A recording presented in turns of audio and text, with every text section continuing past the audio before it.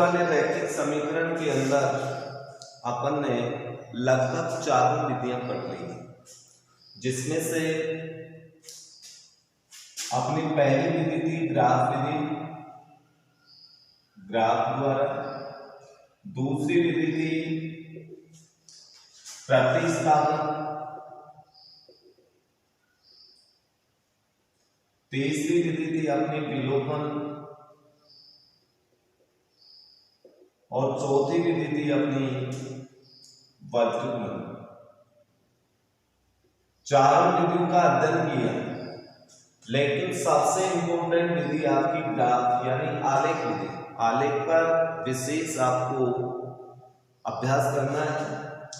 और एक इसमें 5वें नंबर की जो संक्रिया है वो है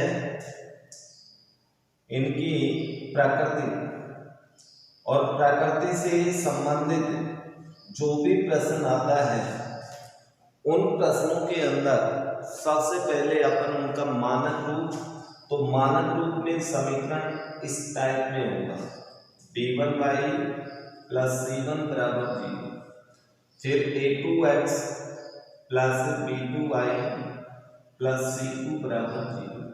इस रूप में बदल दोनों समीकरण। यदि इस रूप में नहीं है तो पक्षांतरण के द्वारा या लघुत्तम लेकर के इस रूप में लाए। इस रूप में लाने के बाद में अपन उनके गुणांकों का अनुपात निकालते हैं। फिर दूसरा अनुपात निकालते हैं b1 बटा b2। यदि ये दोनों गुणांकों का अनुपात बराबर नहीं हो तो आप अद्वितीय हल लिखेंगे, और यदि ये दोनों बराबर आ जाए तब आपको तीसरा अनुपात c1 बटा c2 निकालना है। यदि ये बराबर नहीं आए तो ये नहीं निकालना, नहीं तो ये निकालना है। और फिर 3 प्रकार की प्रकृति आपको लिखाई है, उसके अनुसार आपको उत्तर देना है। तो यहाँ पर एक एग्जाम्पल है इसी टाइप का।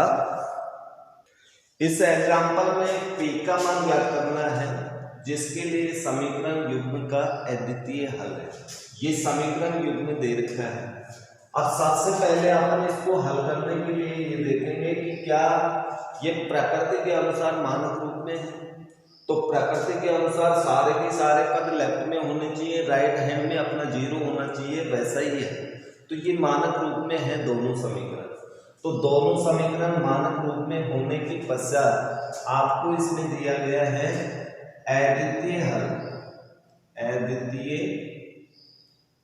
द्वितीय हल है। और अद्वितीय हल के लिए अपन जानते हैं सूत्र गुणांकों के रूप में ये होता है डज नॉट इक्वल b1 बटा b2।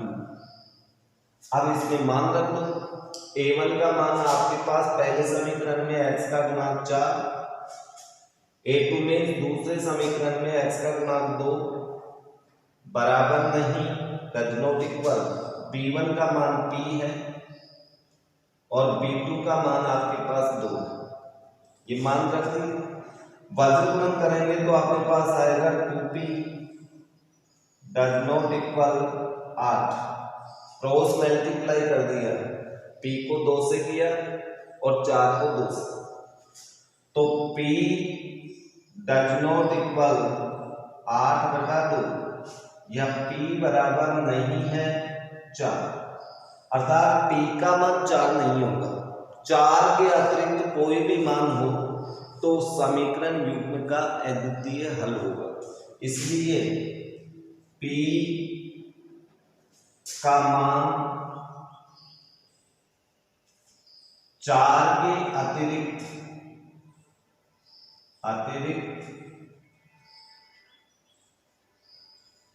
अन्य कुछ भी हो सकता है, अन्य होगा। बस इतना ही उत्तर आपको लिखना है, यानी p का मान 4 नहीं होगा और 4 के अलावा कोई भी संख्या हो सकती है, तो अपने समीकरण युग्म का अद्वितीय हल ही होगा। अब एग्जाम्पल नंबर 16 देखते हैं, इसी टाइप का वो है एग्जाम्पल नंबर 16 के अंदर आपको ये दिया है कि k के किस मान के लिए इस समीकरण युग्म के अपरिमित रूप से अनेक हल है। अपरिमित रूप से अनेक हल। सबसे पहले आप देखो दोनों समीकरण निकाय युग्म जो है ये मानक रूप में है, यानी लेफ्ट में सारे पद है और राइट में 0 है। तो मानक रूप तो है, x का गुणांक यहाँ पर k है, यहाँ पर 12 है, y का गुणांक 3 है, इसमें k है।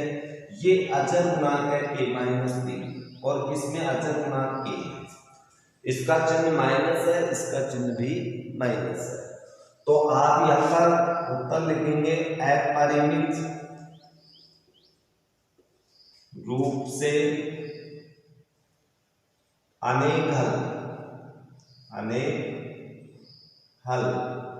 इसलिए अपने पास सूत्र लगेगा प्रकृति वाला ये a2 बराबर b1 बटा b2 बराबर c1 बटा c2।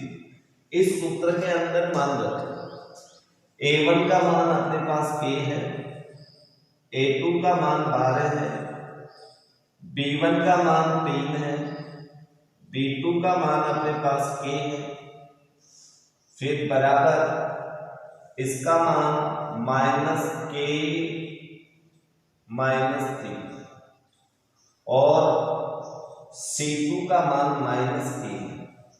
या माइनस से माइनस कट जाएगा तो अपने पास आएगा k बटा 12 बराबर 3 बटा k बराबर माइनस से माइनस कट गया k-3 बटा k। ओके, अब इसके बाद में आगे हल करें अपन। तो यहाँ पर तीनों मान बराबर है, तो आप एक बार इन दोनों को बराबर ले ले, एक बार इन दोनों को बराबर ले ले, तो अपने पास k के मान निकले। इन दो को लेते हैं तो k बटा 12 बराबर 3 बटा k, या फिर अगले दोनों पद एक साथ ले तो 3 बटा k बराबर k-3 बटा k। पहले इसको हल करते हैं, इसको हल करेंगे तो वजन करने पर k² बराबर 36, या अगले दोनों को हल करें तो अपने पास आएगा 3k बराबर k को k-3 से गुणा करेंगे तो k² -3k। ओके, अब आगे हल करें तो यहाँ पर वर्गमूल लेंगे k बराबर √36, या इसको आप पक्षांतरण करेंगे तो अपने पास आएगा k² -6k बराबर 0। पक्षांतरण में इस 3k को इधर लाएंगे, ये भी माइनस हो जाएगा तो माइनस के 6k हो जाएंगे, इधर 0 बच जाएगा। या k बराबर अपने पास इसका वर्गमूल लेंगे तो +-6, या इसको हल करते हैं तो इसमें से k कॉमन आएगा तो k-6 बराबर 0। फिर आगे हल करें तो k बराबर 0 या फिर k-6 बराबर 0। इसको हल करने पर अपने पास दो उत्तर आए k के। एक तो k का मान 0 आ रहा है, एक 6 आ रहा है। इसमें k के दो मान आ रहे हैं +6 और -6, लेकिन दोनों प्रतिबंधों में जो मान कॉमन आएगा वो ही k का मान होगा। इसलिए दोनों में k बराबर 6 कॉमन सार्वय है, इसलिए k का मान 6 आपका उत्तर होगा, जो कि दिए हुए प्रतिबंध को संतुष्ट करता है। अर्थात अपरिमित रूप से अनेक हलों के लिए k का मान 6 होगा। यदि k का मान अपन इसमें 6 रख दें, हर समीकरण के अंदर जहां भी k लिखा हुआ है उसके स्थान पे 6 लिखें, तो इस समीकरण निकाय का अपरिमित रूप से अनेक हल होगा। ओके, अब प्रश्नमाला 3.5 में इसी टाइप के प्रश्न है, जिसमें पहला प्रश्न दिया गया है निम्न रैखिक समीकरण युग्म में से किसी का एक अद्वितीय हल, किसी का कोई हल नहीं, या किसी के अपरिमित रूप से अनेक हल हैं। यदि अद्वितीय हल हो तो उस स्थिति में वज्र गुणन विधि से हल करें। तो यहाँ पर आपको बहुत सारे 3-4 प्रश्न दे रखे हैं, एक बता देता हूं।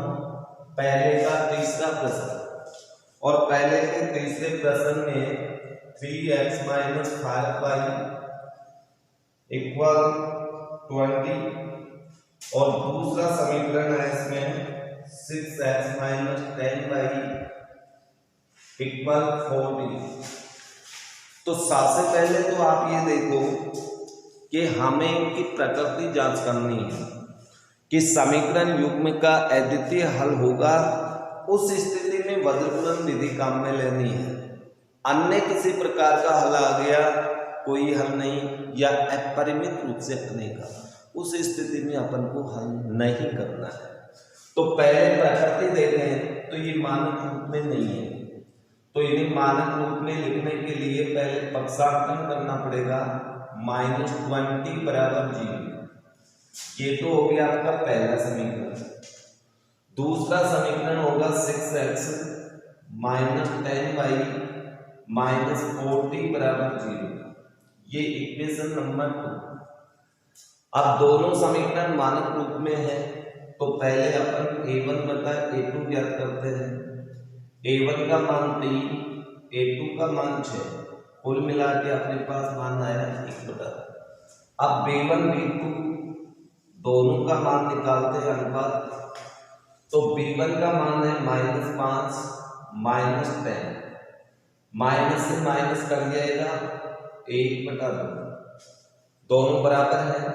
तो अब c1 बटा c2 ज्ञात करें, c1 बटा c2 ज्ञात करें तो -20/-40 = 1/2। तीनों मान बराबर हैं, तो आप यहाँ लिखेंगे चूंकि, इसलिए a1 बटा a2, b1 बटा b2 और c1 बटा c2, ये कंडीशन लगती है अपरिमित रूप से अनेक हल। अपरिमित रूप से अनेक हल, और अनेक हल हैं तो अपन को वज्रगुणन विधि से हल नहीं करना है। यदि अद्वितीय हल आ जाता तो फिर वज्रगुणन विधि वाली विधि लगा करके अपन इसका सॉल्यूशन प्राप्त करते। ओके, इसमें नहीं करना। तो पहले इस तरह से आप प्रकृति जांच करेंगे, और प्रकृति जांच करने के पश्चात यदि अद्वितीय हल आ जाए किसी भी युग्म का, तो फिर वज्रगुणन विधि वाला सूत्र लगा करके उसको हल करना है, अन्यथा नहीं। ये प्रकृति से संबंधित क्वेश्चन है दूसरा। इसमें कहा गया है कि स्मॉल a तथा b का किन मानों के लिए समीकरण युग्म अपरिमित रूप से अनेक हल है। अपरिमित रूप से अनेक हल है, तो सबसे पहले इनका मानक रूप लिख रहे हैं, तो 2x + 3y - 7 = 0, ये तो पहला समीकरण। दूसरा समीकरण होगा a - b × x + a + b × y, और उसे पक्षांतरण करेंगे तो माइनस में 3a + b - 2 = 0, ये दो समीकरण बने। इन दोनों समीकरणों में अपन देखें, पहले समीकरण की गुणांक 2, 3 और -7 है।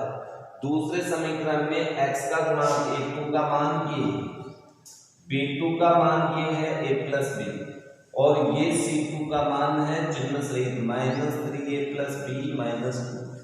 ओके, तो अपरिमित रूप से अनेक हल, अपरिमित रूप से अनेक हल, तो अपने पास सूत्र लगेगा a1 बटा a2, b1 बटा b2 और c1 बटा c2। इसमें मान रखो, a1 का मान अपने पास 2, a2 का मान a - b, b1 का मान 3, b2 का मान a + b बराबर c1 का मान अपने पास -7 और c2 का मान 3a प्लस बी माइनस 2।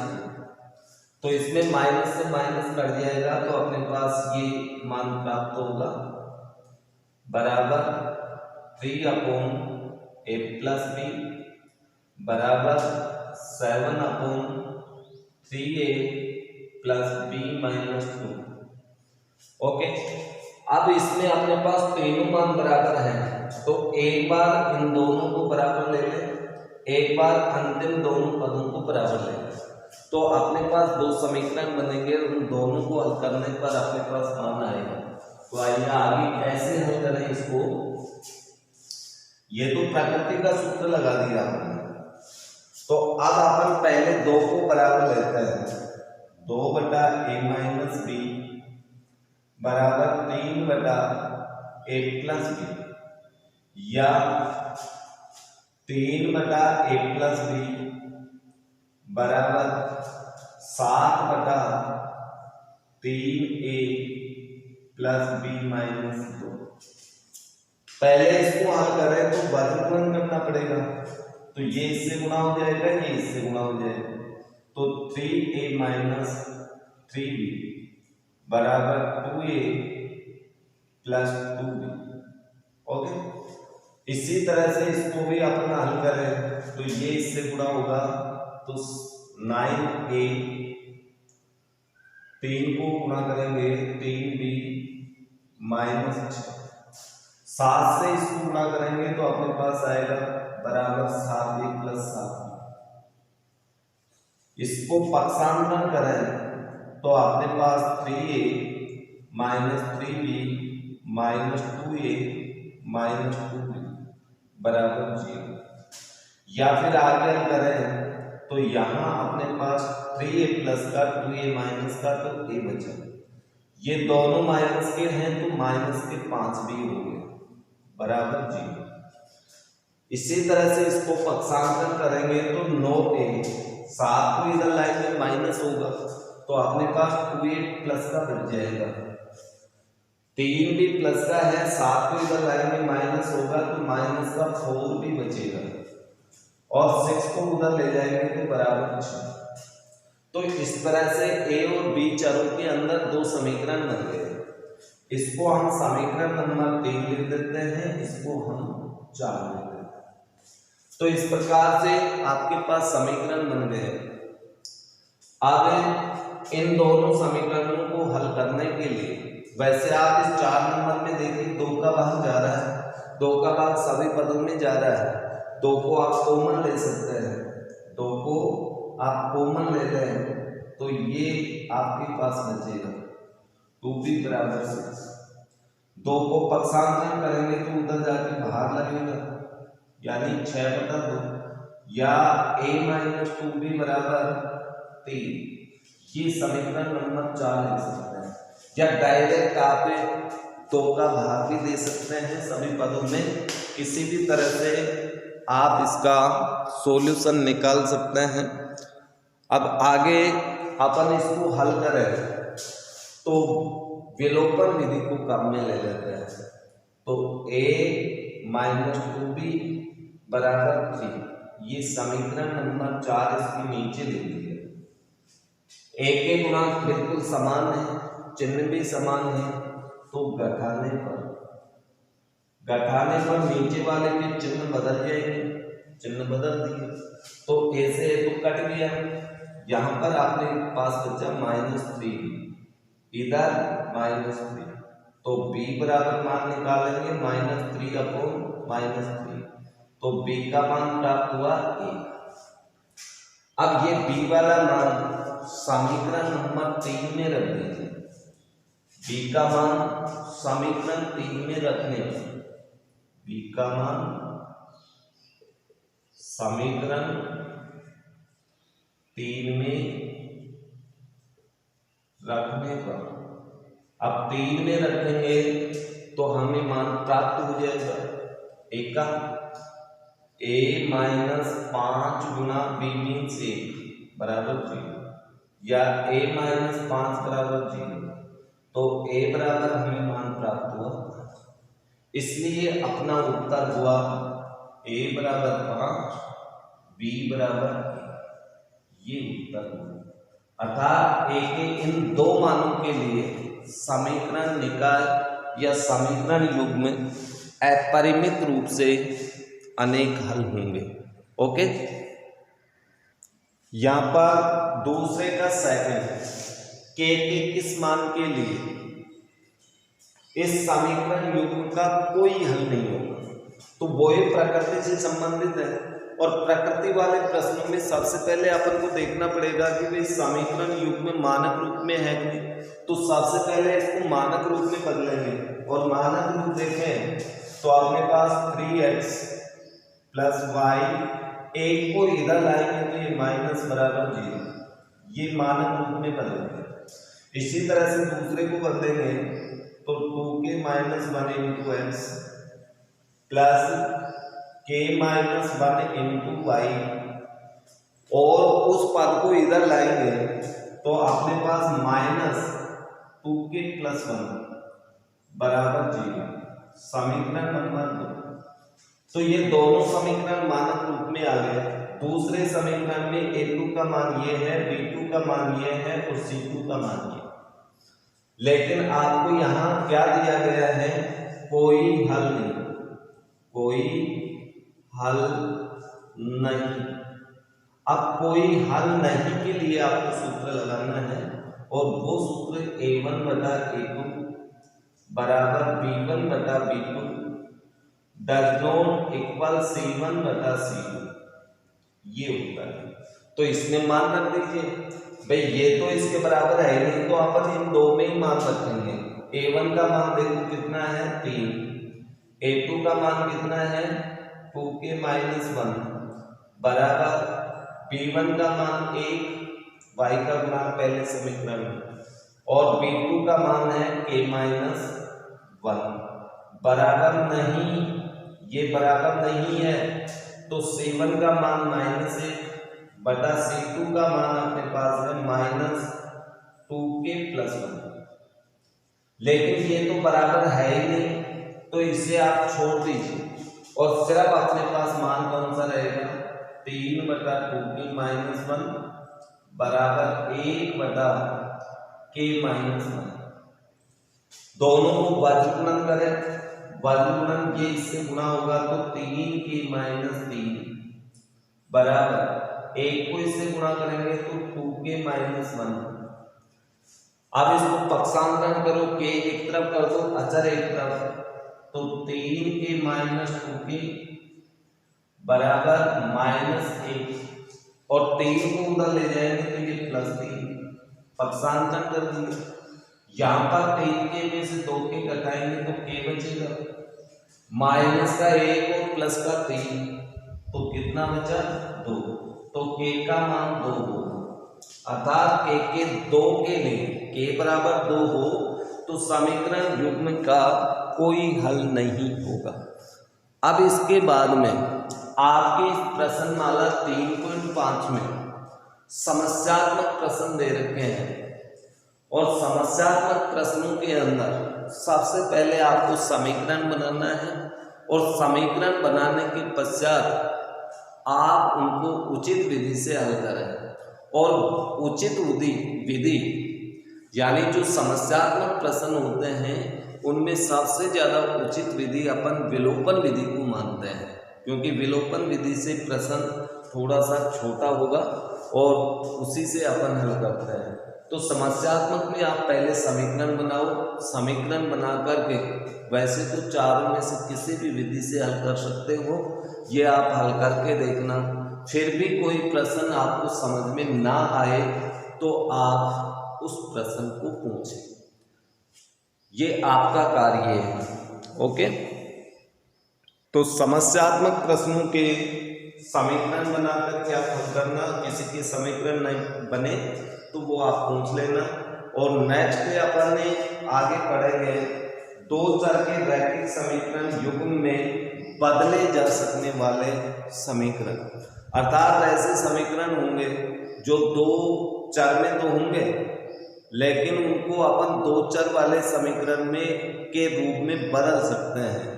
बदले जा सकने वाले अर्थात थोड़े से उच्च लेवल के प्रश्न हैं, समस्यात्मक भी आएंगे, तो ये अपन कल पढ़ेंगे। ओके।